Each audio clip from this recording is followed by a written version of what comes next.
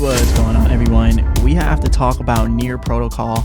As you guys can see, we have Near Protocol at $2.67 right now, and it's up pretty much 7% in the last 24 hours and 75% in the last 7 days. And inside of my previous Near Protocol video, I don't like saying I told you so, but I told you so. And this video was titled Near Protocol could pump higher if this happens. And pretty much what I was talking about is if this happens, if it gets past the 50-day moving average, which is that red line that you see right there, that 50-day moving average on the weekly chart, if it gets past it, then it will continue to be bullish and push higher. And that's exactly what we did right here inside of Near Protocol. So that's super bullish. I'm glad I made that call. I hope people made money on it. It went from $1.95 when I made the video all the way up to where it's at now at $2.65.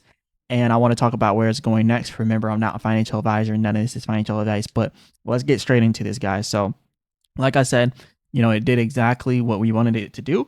And I'm just going to say it flat out right now. The next area is $3 for us. The next area is $3, technically $3.08. But in that $3 range, $3 and $3.08, in that low $3 range, right? So that's what we're looking for here with Near Protocol. And as you guys can see, the reason why all of this happened is because we broke out of this falling wedge. And as we all know, falling wedges are bullish patterns. So when we broke out of that falling wedge, that sent us into a buying frenzy, and it just started to go crazy after that. The first thing that we did, and I'm going to cover all the charts, the weekly chart, the daily chart, the 4-hour chart, the 1-hour chart. We're going to cover all of that. But as you can see here on the weekly chart, the first thing it did when it broke out of this falling wedge was tested that 200-day moving average, which is the white line, and it immediately blew past it, and then immediately blew past the 50-day moving average. So this shows that this is a real move inside of Near Protocol. Every candlestick represents 1 week, right? It represents 7 days. So this one candlestick here, this was a 7-day move, right? This was a 7-day move going from $1.50 all the way up to $2.30. That was a whole 7-day move right there. And then it continued to go even higher, and that's what it's doing now. So it'll continue to go higher until that next weekend day, right? And that next weekend day, we can probably bet that we're gonna, we can probably bet it's gonna be a little even higher, right? So I think that we should be seeing another push here all the way up to about $3.10 because we are starting the new week now. So I think that we're going to push out to $3.10 soon here on Near Protocol. So not only that, on the weekly chart, if you also look, I talk about this all the time, the percent R trend exhaustion. When you see the white line, which is the short-term trend, far exceeding the blue line, which is the long-term trend, you're going to see that short-term trend pull back down to that long-term trend. And that's exactly what's happening right now. So I'm not discrediting the pump, but I am saying we're going to get a pretty big pullback because of this. And now if you look over here, the same exact thing happened here. When you have that short-term trend far exceeding the long-term trend, short-term trend has to come back. We've seen the same thing here, but then they started to go up together a little bit after that. We just also seen the same thing here. And if you come back and you look at all three of these areas on the weekly chart and look at what happened, you're going to see something very, very surprising. Not even surprising, but interesting. So we see this going from $3.20 all the way down here to 80 cents off of that move that I was mentioning that we're building up right now. All right. And then if you come back here and you look at this, now both the long-term trend and short-term trend were going up at the same time. Right. But then you had that pullback because the short-term trend pulled back to catch back up to that long-term trend. So it pulls back here. Right. But then we keep going because the long-term trend continues upward. So in this case, if that happened again, right here, then you would see this slowly grinding up. It would be a slow grind up, but that's really not what we're seeing. We're seeing the massive push right here. So after we have that pullback, are we going to do what we did here, pull back and then continue to go up? Or are we going to do what we did here and pull back and just completely dump? So those are literally the only two options, right? We either push up here, we pull back and we just completely dump hard off of $3, or we push up here, small pullback, and then have a continuation up to $5.30 because that's the next Fibonacci resistance that we're looking at here. So those are the options right now that we have for Near Protocol, right? And I'm going to keep you guys updated on that. But I also want to show some other things. Also, another reason why we broke out with such a hard break or a huge breakout was that if you look at the divergence here, you can actually see that we built bullish divergence. We were having lower lows on the chart while simultaneously having higher lows on the MACD. And I always talk about this. Look, higher lows on the MACD, 1, 2, 3. That was the final higher low there. And now you're seeing that buying pressure just breaking out because we completed our bullish divergence. And as you can see here, lower lows on the chart. So we literally just created that bullish divergence, and now we're pushing up, still pushing up to $3.10 or $3.08. So I'll keep you guys updated on that. And then we can also look at our daily chart here. So on the daily chart, it shows us a little bit different info. Here it's showing that we are completely overbought here on the %R trend exhaustion. But remember, it can stay overbought for an extended period of time. Typically with Near Protocol, though, we're seeing that it always gets to the overbought region and then it just dumps from there. This was the only extended buying period right here, the extended overbought period. But all of the other ones, they just got overbought and then they sold off, right? And it happened every single time here. So let's see if it happens again. Let's see if we push to $3.08 and just sell off into oblivion, right? Because that would coincide with Bitcoin, because we are looking at Bitcoin and we're like, hey, Bitcoin's probably going to be bearish here and probably going to get rejected like it's doing. So we also got to see if Bitcoin is going to continue down, because if Bitcoin continues down, that can drag everything down with it. And Bitcoin just completed its bearish divergence. And for Bitcoin, bearish divergence, that's higher highs on the chart, lower highs on the MACD. And it just completed that. So in technical terms, we should see a continued sell-off for Bitcoin if we're being completely technical here, right? And if that happens, we got to keep an eye out for stuff like Near Protocol, because then we can start to see that sell-off start to come in as well. But yeah, huge buying pressure here. This is the daily chart and the MACD showing lots of buying pressure. We'll see whenever we start to get some selling pressure in. But if you look at it, we've been building bullish divergence all along. We've been building bullish divergence this whole time.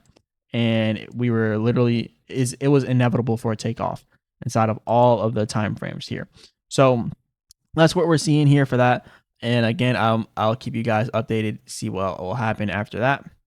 But yeah, now moving on to from the 4 hour, from the daily chart to the 4 hour chart, you can see here we're still pushing and we're pushing and we're pushing, but it does look like it's slowing down just a little bit. So we're gonna go ahead and do it like this. So this is a rising wedge right here. This is a rising wedge, but I'm not saying it's going to be bearish and just dump here. I actually do think that it might continue to push harder even past this rising wedge and get to $3.08. So there's a possibility that that happens, but we are completely overbought on the 4 hour chart. You know, it's been staying overbought for a good period of time, but it can't stay overbought forever. So we're completely overbought on the 4 hour chart, and last time it was overbought for a pretty long period of time as well. So that actually could be a good thing with Near Protocol. And then if you also look at the MACD, you can see here that we're also kind of in the process of creating bearish divergence. And this is going to be that next buying period, which will probably stop around here, which is why I think that we might get a little bit more buying pressure. But you can see how it's getting weaker here. And that's why I'm saying you got to be extremely careful at these levels. It looks like we want to push up to $3. But if we get rejected at this rising wedge, how are we going to push up to $3, right? So if we get rejected, we're looking for this 50-day moving average on the 4 hour chart. And right now it's set at about $1.91. So that's what we're looking at. And we're also in the process of building bearish divergence, which is higher highs on the chart while simultaneously having lower highs on the MACD. And when you look at it here, obviously, you know, we're having higher highs on the chart. And then if you look at the MACD, obviously it's also showing lower highs now on the MACD, right? So we should see a little bit more buying pressure. Hopefully we can push past this rising wedge on the 4 hour and get to $3. I'll keep you guys updated on that one as well. And then when you look at the hourly chart, the hourly chart's interesting. We just bounced off the 50-day moving average on the hourly, and we just kept going upwards. %R trend exhaustion completely overbought, but it's staying overbought. Even when the short-term trend is breaking down, it's coming right back up, and the long-term trend is staying overbought on the percent R trend exhaustion. So that's actually a super bullish signal. It's showing that we're staying overextended to the upside. So that's always a good thing here. And it also seems that we're still doing the same thing with building that bearish divergence. And remember, bearish divergence is technically bullish, right? While bearish divergence is happening, it's bullish because you're getting higher highs on the charts and those lower highs on the MACD. So it's literally setting up for the bearish drop. And that's what I'm saying. We're going to have a drop. The real question is when. Do we have a huge drop now? Do we get to $3, have a small pullback and continue? Or do we get to $3 and just keep pumping hard from there? But yeah, right now we're in this rising wedge. So this is really all we have to worry about. Rising wedges are bearish. So we have to hope that this level that it's at right now, that it can just push past it. And when you look at the percent R trend exhaustion, you know, the long-term trends overbought, short-term trends coming up here to that overbought region. So I'm expecting to see a pullback coming soon on near protocol.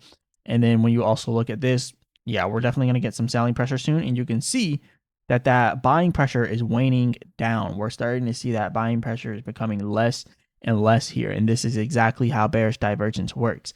You get those higher highs on the MACD. I mean, you get those higher highs on the chart while simultaneously getting the lower highs on the MACD.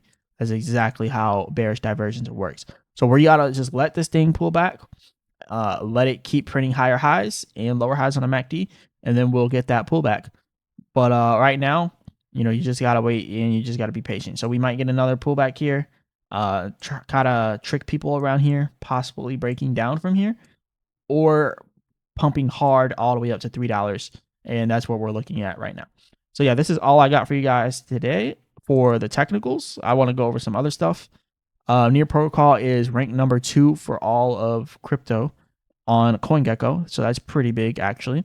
And I want to go over some user sentiment and what all the people are talking about. So this person here, Whale Factor, is saying, Whale Watch, Near is breaking out aggressively after clearing its long-term downtrend line. On the upside, a massive extension is playing out with highs. They said eyes, but with eyes on the major resistance level at $3.18. Like I was saying, it's near $3, $3.18, $3.08, all the same thing. That is the region that you want to be watching out for and paying attention to. And I don't think that I told you guys exactly why I chose that area and why everybody else is looking at that area as the chosen resistance area as well. So if you look at this, what do you see? Resistance 1, we hit it there. Resistance 2, we hit it there. Resistance 3, we hit it there. Resistance 4, we hit it there. Use it as support. Support 1. Use it as support here. Support 2. Kind of there, but I'm not going to include it because it didn't necessarily stop there. And then we can see support 3 here. And yeah, we have 3 support areas and about 4 resistance areas for that level. So if we hit that as a support 3 times and resistance as 4, that means it's probably going to be the same level that we're about to hit now. We're going to use that as resistance now, going up to $3.08. So you have to be very, very cautious on that. So yeah, Whale Factor is definitely correct there. Now this person, Mark the Ape, says the hype on Near is getting crazy right now and maybe it still goes higher. But I'll say it again, I'm always selling this type of candle. Doesn't matter how good the project is. When price starts going vertical and CT suddenly becomes a believer overnight, I start thinking distribution, not conviction. I'd rather miss the last 10% than hold the candle everyone screenshots before it dumps. The narrative is strong. The price is emotional. That's usually where things get interesting. And I would say I'd have to agree with that. Like at these levels, like if you weren't buying all the way back here, then I wouldn't be thinking about buying now because we're about to near a huge resistance area. Like the time for you to buy is after it hits the resistance and then pulls back massively to the 50-day.